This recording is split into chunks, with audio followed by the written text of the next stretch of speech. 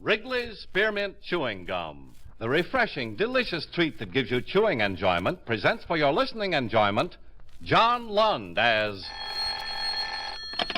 Johnny Dollar. Stanley Conrad, Johnny. Oh, hello, Mr. Conrad. How are you? Fine. Can you take a job? No trouble at all. Well, this is it. On Thursday of last week, we got a call from the New York police. They'd confiscated about $100,000 worth of rare gems. A man named Wells had been murdered, and they found the jewels in the water pipe beneath the sink. Your company insure Wells? No.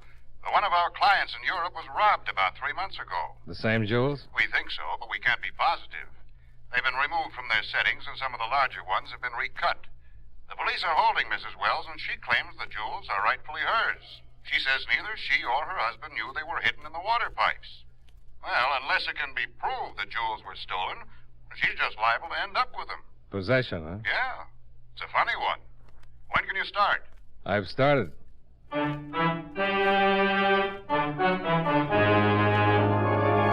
The makers of Wrigley's Spearmint Chewing Gum bring you John Lund in another adventure of the man with the action-packed expense account, America's fabulous freelance insurance investigator. Yours truly, Johnny Dollar.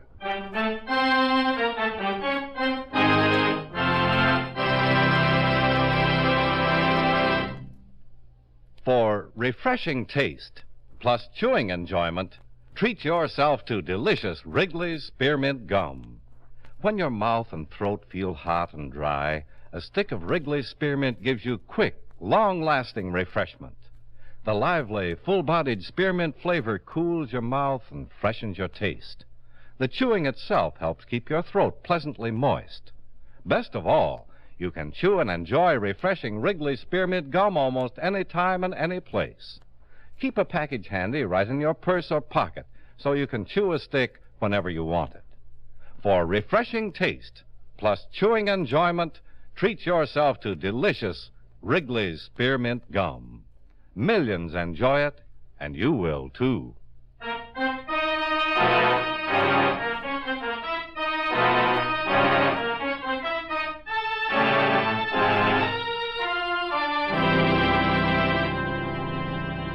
Expense account submitted by Special Investigator Johnny Dollar to Home Office, World Insurance and Indemnity Company, Hartford, Connecticut.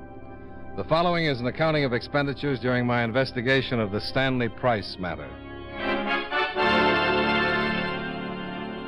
Expense account item 1, $21.85. Train fare and incidentals between Hartford and New York City after receiving from you the necessary information concerning the case. I arrived in New York at 10 o'clock that morning and went directly to police headquarters, where I looked up Captain Fred D., in charge of robbery detail. Sit down, Mr. Dollar. Oh, thanks. Glad to help you any way I can. Well, if it isn't too much trouble, I'd like the whole thing from the beginning. Sure. Last Thursday, we got a call from a man named Price, Stanley Price. Said if we came to 956 East 114th Street, we'd find $100,000 in stolen jewels. Then there was a shot, and the line went dead. When we got there, we found the dead man.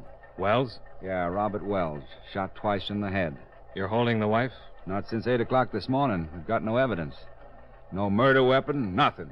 And, of course, she swears she knows nothing about it. Your company thinks the jewels belong to one of their clients.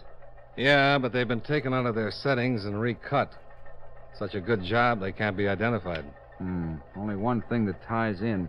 Wells returned from Europe last Tuesday. Been over there for about 3 months. The robbery was abroad. Yeah. Got anything on the man who gave you the tip? Stanley Price? No, nothing much. We know a Stanley Price. We think it's the same man. He's small-time hood. Picked up a couple of times. No convictions. Been making book lately, but we can't prove it. Can't find him anywhere. We got an APB out on him. And you released Mrs. Wells? Yeah. She living in the same place? Well, she went back to the apartment. She's still there. We got it staked out. Well, it seems to me the first thing to do is find Stanley Price. We'd like to. I've got an old friend that knows all about small-time bookmakers. I'm going to drop by and have a talk with him. Anyone I know? Oh, probably. But he'd be hurt if I mentioned his name. Hope you make out. Now, what about the wife? You going to see her? After I take care of a few details. What's she like? You won't mind a bit.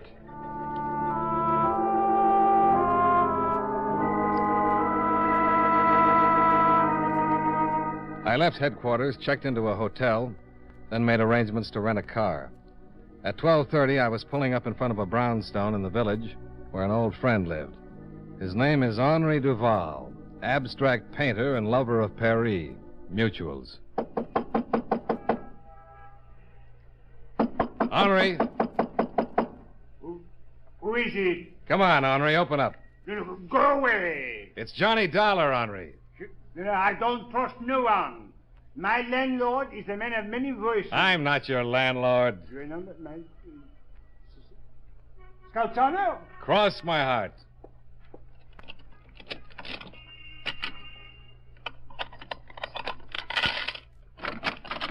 Johnny, mon ami, Johnny. I haven't much time. I need a favor.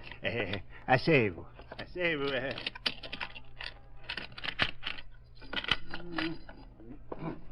Alors, for you, a portrait costs only $50. No pictures, Henri. No pictures? Ever heard of a man named Price? Stanley Price? No. Paid your rent? Same answer. I have a small $10 bill here. Mon ami, you would attempt a lowly bribe? Well, what do you know? Here's another 10. You know, I would ask you to stay for lunch, but Greenbaum will not even let me look in his delicatessen window anymore. 25? Bien. But I only do it because I have the love for Greenbaum. Show a little interest in Stanley Price for a minute. Stanley Price, here. Peasant.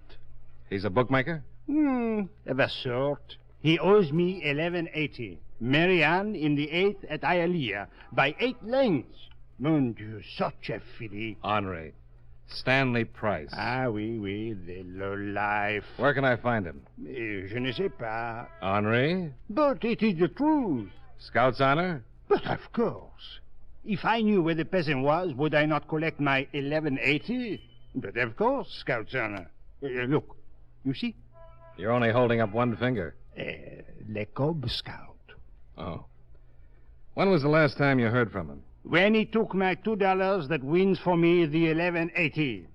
And then he was in the fish business. Fish business? Ah, oui. I know because he brought me 2 halibut, which I promptly made into a magnificent bouillabaisse for my landlord.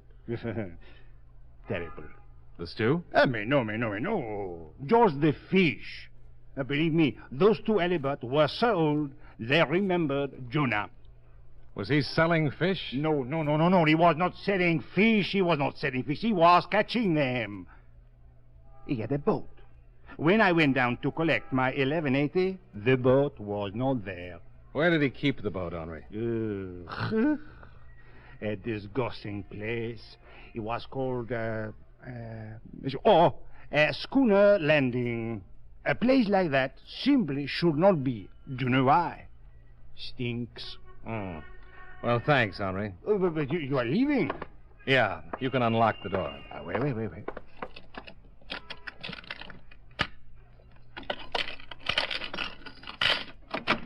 Alors, bonjour, mon ami. Vive la France.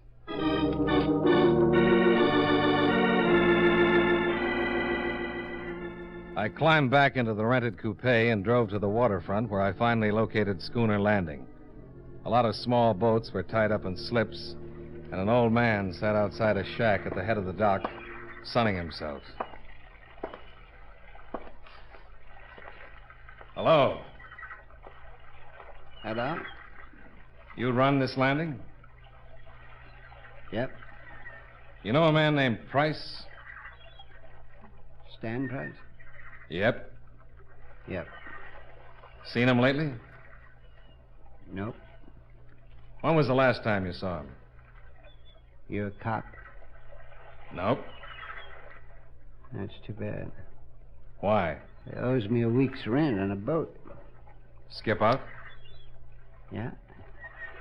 Understand he was fishing down here. That right? Yep. How long ago did he rent the boat? 2 weeks ago. When did he skip out? About a week. Anything unusual about Things that he did? Well, he weren't no fisherman. Why do you say that? And he didn't know the first thing about it. Fishing, that is. When he first rented my boat, he used to go out for 2 or 3 hours, come back with a couple of fish. He didn't have no gear to speak of, no live bait. Just a pole. Well, didn't that seem kind of strange? Weren't none of my business. He had a license. You mean a regular fishing license or a commercial? Yep. Commercial? Yep. Did he do anything unusual the last day he was down here? Well, don't know. He went out about 4 o'clock in the afternoon, was back here about 6:30. Only thing unusual about that, it's a funny time to do fishing. What date was that? Week ago, yes. Oh, no, wait, no. It's a week ago tomorrow, Wednesday. Oh. Thanks, Pop. You sure you ain't a cop? Yep. G-man? Nope. Don't say no more than you have to, do you? Nope. Bye, Sonny.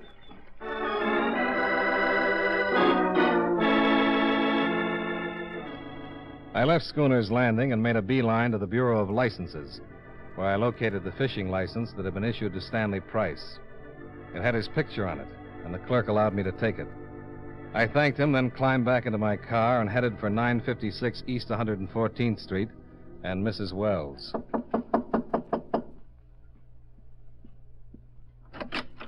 Yes? My name is Dollar. What can I do for you? I get tongue-tied when I stand in a hall. You want in? That's it. Why?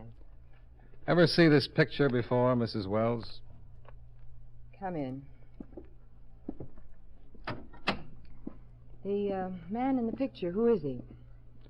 Don't you know? I've only seen him once. Oh, won't you sit down?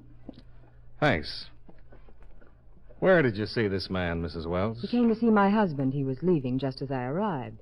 Your husband say who he was? No, mentioned something about some business he had with him. Well, if it makes any difference to you, this man in the picture is Stanley Price. Oh, one the police are after. The man they think killed my husband. The man who called and told the police about the jewels your husband hid in the water pipe. You're from the police? No, I'm an insurance investigator. Oh.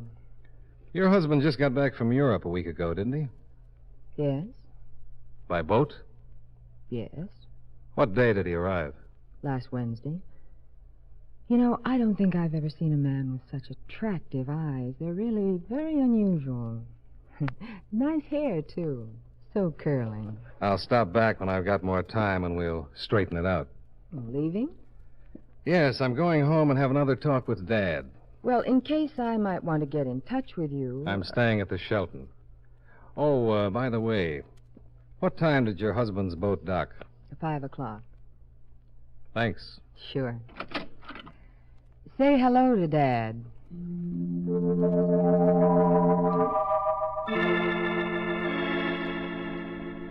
I finally managed to get down to my car and drive back to the hotel. I called Lieutenant D and briefed him with what had happened to date. Then I went downstairs to get some lunch.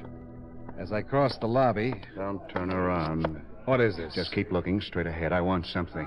I was just going to have some lunch. It'll keep. Will it? I haven't got much time. Give me the picture. Oh. Let's have it. And if I don't? Then you get shot right in the lobby of the Shelton Hotel.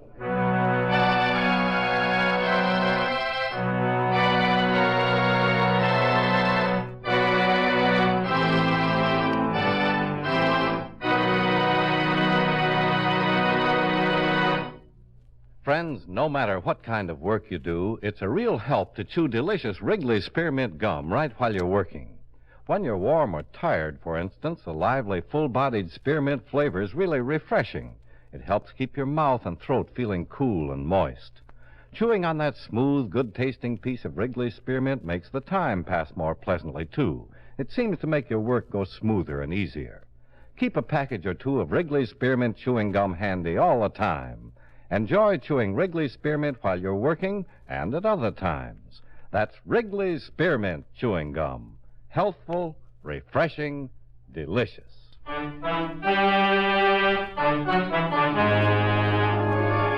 And now, with our star, John Lund, we bring you the second act of Yours Truly, Johnny Dollar.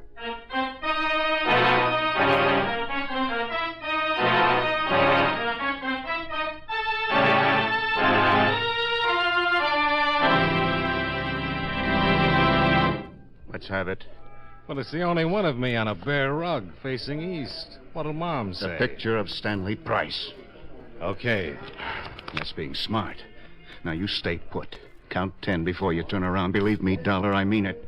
I'll kill you if you move before 10. You're being pretty silly, Price. They'll pick you up sure. I don't think so. Oh, by the way, Henri Duval says to thank you for the 1180. 1180? Oh, yeah. Tell him it was nothing. It sure wasn't. Start counting. 1, 2, button my shoe. 3, 4, close the door. 5, 6, pick up 6. I counted to 20, just to be on the safe side. Any guy who'd stick a gun in my back in broad daylight in the middle of a hotel lobby was pretty desperate. I finished counting, put in a call to Henri Duval, then headed for the robbery division and Captain D. Right in the hotel. Yeah, not 10 minutes ago. I had that picture of Stanley Price from the fishing license. No, I don't get it. What's so important about that picture? Certainly not the only one of Price. We got mugs on him in the file. I got a big hunch. My boss said it was important to prove those jewels were stolen or have somebody positively identify them. And if this wasn't done in a certain amount of time, the jewels would automatically go to Mrs. Wells. Well, that's right, under normal circumstances. If we couldn't prove they were stolen or that they belonged to someone else, we'd have to turn them over. But there are enough extenuating circumstances. The killing of Wells, the way the jewels were hidden in the pipes, a robbery in Europe, and Wells' subsequent return a short time later. We can hold on to them for a long time. Don't. What? Do me a favor and turn them over to Mrs. Wells. I think it'll bust this thing wide open. That's a big order. Look, the guy who stuck me up in the lobby knew I had the picture. Somebody had to tell him where I was staying. Only people who knew that were you, Mr. Conrad from my company, and Mrs. Wells. All right, Mrs. Wells told Price. It wasn't Price. It wasn't? Not unless he paid Henri, that is a friend of mine, $11.80 in the last couple of hours. Maybe he did. He didn't. I checked. Look, I'm sorry, but I'm confused. Yeah, so am I a little. But it figures something like this. Wells arrived last Wednesday by boat in the afternoon around 5. That's right. Stanley Price was being a fisherman then. Okay. He'd rented a boat, taken out a fishing license. The day that Wells arrived, Price went out in the afternoon, stayed about 2 hours, came back, and then disappeared. Then Wells shows up with a sink full of jewels. Right. Probably had him on the boat. Avoided customs by dropping them overboard, and Price picked him up. Yeah, and Price could have killed him for them. Oh, it doesn't make sense. Wells was killed in his own apartment. Yeah? If Price picked up the jewels out of the water, why go to Wells, give him the jewels, let him hide them in the sink, kill him, leave without getting them, and then call the police? I'm convinced. Another thing. The pickup was pretty carefully planned. Wells couldn't have done it all by himself. He was in Europe. Somebody here had to plan it. Someone who knew Wells had the jewels. The wife. Yeah, looks that way. And the guy who stuck you up wasn't Price. Maybe there's a third party. Yeah, it could be, but I doubt it. I'd like to go down to the morgue and take a look at Wells. Sure, I'll call him.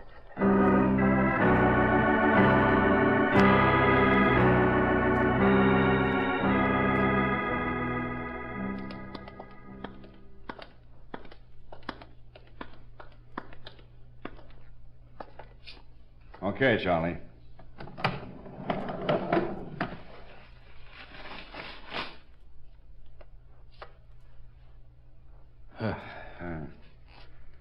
Didn't help his face. How'd you get an identification? The wife. This isn't Wells. It isn't? This is Stanley Price. You sure? The picture on the fishing license. This is the same guy. I'll have Mrs. Wells picked up. And miss out on the big catch? Let me take the jewels over to her. It'll look official. Insurance company agent and everything.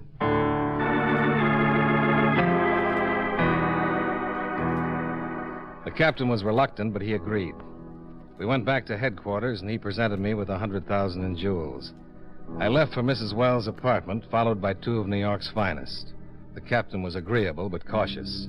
The boys staked out across the street, and I went into the building and up to the apartment.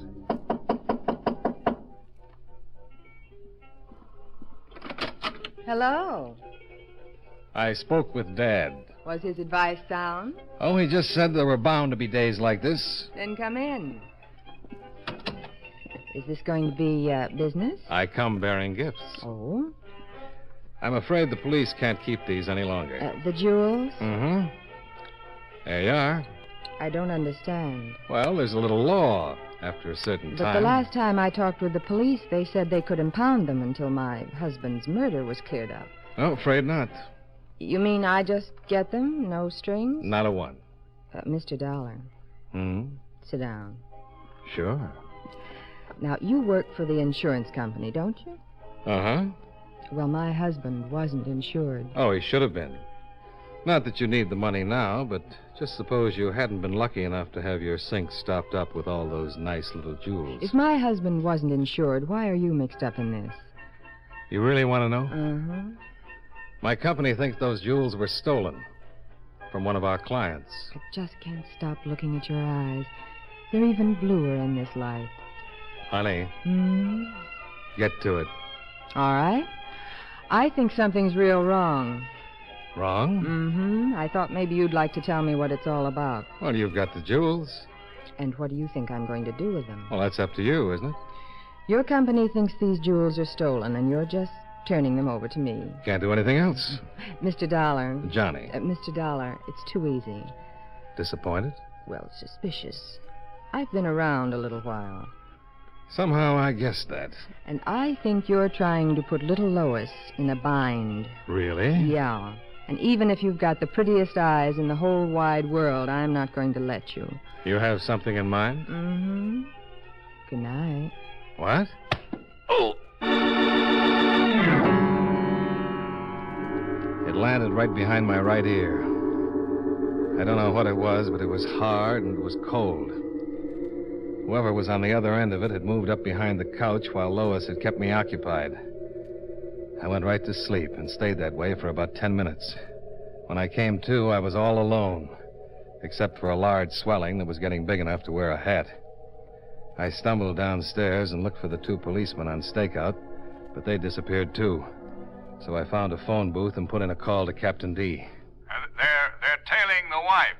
Stillman just checked in and said they were with her downtown. She's doing some shopping on Fifth Avenue. She's a decoy. She's leading your boys away from Wells. Where are you? In the Wells apartment. I got slugged about 10 minutes ago. Wells must have been in the apartment the whole time. After he put me to sleep, the wife probably left by the front door and led your boys downtown while Wells left by the back way. Huh. You can bet he's got the jewels. He'll try to get out of town. I'll have every exit from the city covered. Okay, but he's smart enough to know that. When you're through, meet me at Schooner's Landing. Schooner's Landing? Yeah. My guess is Wells is going to take a boat ride.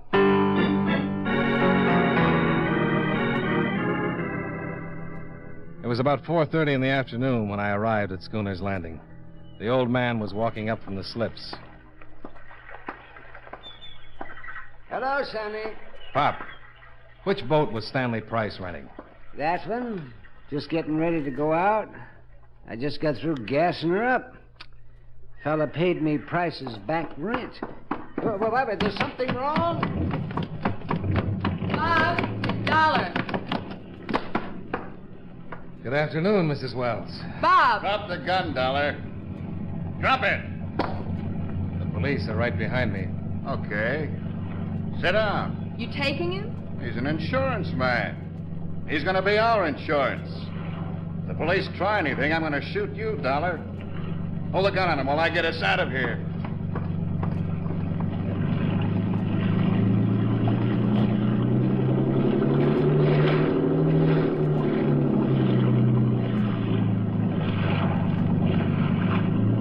I thought you were shopping on Fifth Avenue. I was. Those 2 policemen that were following me probably still think I'm trying on lingerie. That's what happens when the police force hires gentlemen. How's your head? Uncomfortable. Oh, I'm sorry. I'll bet. Boys, Yeah? take over the wheel. Keep it headed right for the breakwater light. Know anything about boats? They float. It's going to be a long ride. It'll be pretty rough when we hit open water. You're Robert Wells, aren't you? That's right. How'd you figure it? I saw Price in the morgue. Your wife identified him as you, but the picture on the fishing license showed he was Price. You didn't know whether I was working with the law or not, but you had to get the picture to give yourself enough time to get out of the country. I knew the damage it could do if it got to the police. Why did you kill Price? He wanted 50% to fence the stuff. I said no and then caught him phoning the police. Had to kill him. So you put your papers on him and told your wife to identify him as you. The jewels were in the pipes under the sink. I knew the law would be there in 10 minutes, so I had to take a chance they wouldn't find him. Bob, there's a boat coming up pretty fast. So what? I hate to spoil the party, but I think it's the Coast Guard. Bob! Shut up and stay with that wheel. But it looks like the police. Shut up! All right, Dollar. Get up on the bow. Oh, I'll get seasick. Move. I want him to see you. Look, I don't swim very well. How about if I take this life preserver? Put it down. Sure. Bob!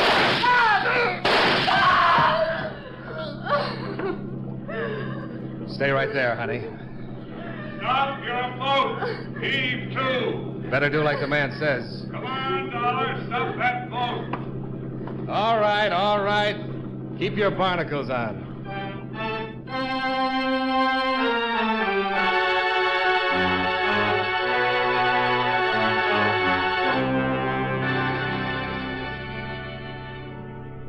Expense account item 2.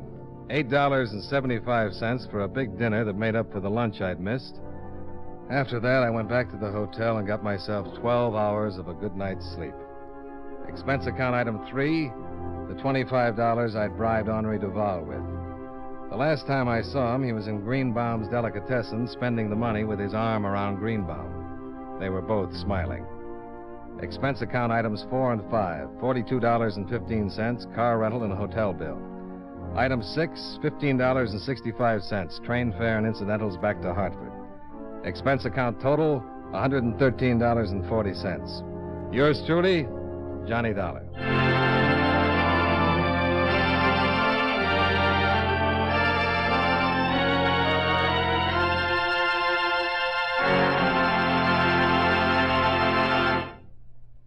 Remember, friends, for refreshing taste plus chewing enjoyment, treat yourself to delicious Wrigley's Spearmint Chewing Gum.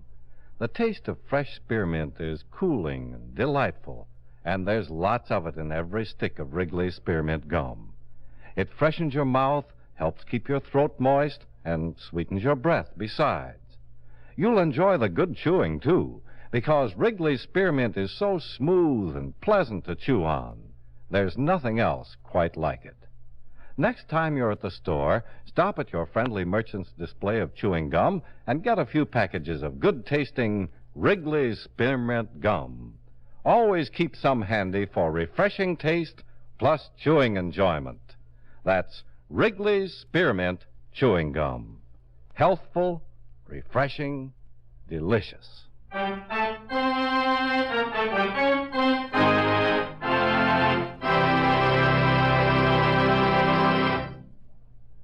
Yours truly, Johnny Dollar, brought to you by Wrigley's Spearmint Chewing Gum, stars John Lund in the title role and was written by Blake Edwards with music by Eddie Dunstetter.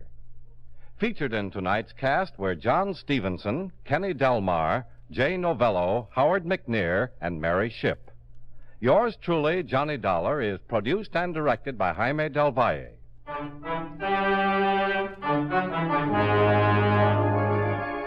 The makers of Wrigley's Spearmint Chewing Gum hope you enjoyed tonight's story of Johnny Dollar and that you're enjoying delicious Wrigley's Spearmint Gum every day. This is Charles Lyon, inviting you to join us again next week at this same time when from Hollywood, John Lund returns as... Yours truly, Johnny Dollar.